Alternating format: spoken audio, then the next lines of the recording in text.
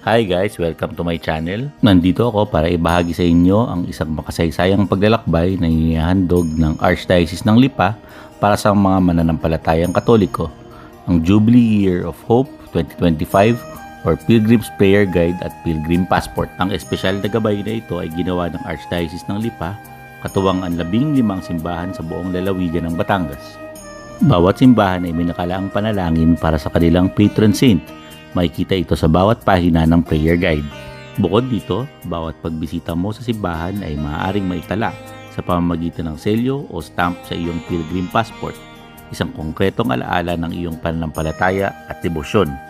Ang prayer guide at pilgrim passport na ito ay mabibili sa Cathedral ng Lipa City, Batangas, ngunit ako mismo ay nabigyan nito mula sa aking ina galing sa bayan ng Padre Garcia, Batangas.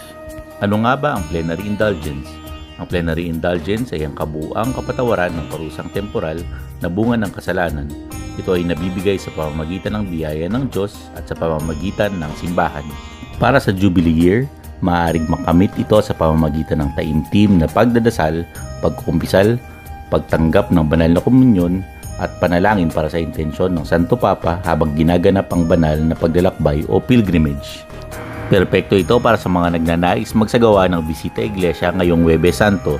Ngunit tandaan, dahil sa lawak ng Batangas at sa layo ng mga simbahan, hindi kakayaning tapusin ang lahat ng 15 simbahan sa isang araw. May isa pang simbahan na nasa isang hiwalay na isla, kailangan mo pang sumakay ng bangka para marating ito.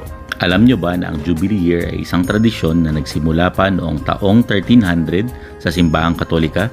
Tuwing ika-25th, ika-50th o sa mga espesyal na taon tulad dito, idinideklara ng Santo Papa ang isang Jubilee Year bilang panahon ng panunumbalik, pananalig at pagbabalik loob sa Diyos.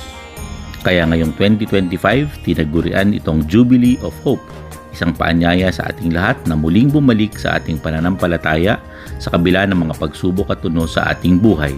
Isa rin ito magandang pagkakataon upang isama ang pamilya o mga kaibigan sa paglalakbay. Maaari ninyong gawing retreat ito bilang barkada o bonding time ng buong pamilya. Sa bawat hakbang ng inyong pilgrimage, tayo ay iniimbitahan ng Diyos na bumalik sa Kanya. Huwag din kalimutang magbigay galang sa bawat simbahan, magdasal muna bago kumuha ng stamp at hanggat maaari, magsimba o dumalo sa misa kung may pagkakataon. Itong librong ito ay hindi lamang lalagyan ng stamp o kaya checklist ng simbahan, kung hindi isang gabay sa panibagong simula.